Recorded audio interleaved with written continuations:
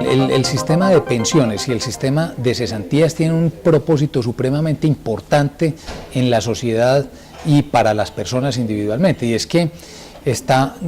cubriendo,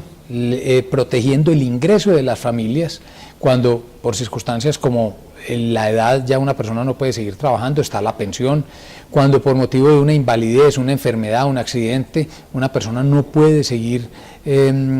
aportando, consiguiendo su ingreso, tiene el beneficio de invalidez y sobrevivencia, o cuando la persona muere antes de cumplir los requisitos para pensionarse, igualmente es importante porque el sistema está protegiendo el ingreso de la familia. El régimen de cesantías se consigue frente a una contingencia muy importante también, que es la pérdida del empleo. Entonces, cuando uno está ahorrando tanto en la pensión como en las cesantías de una manera consistente, permanente, pues siempre va a tener esa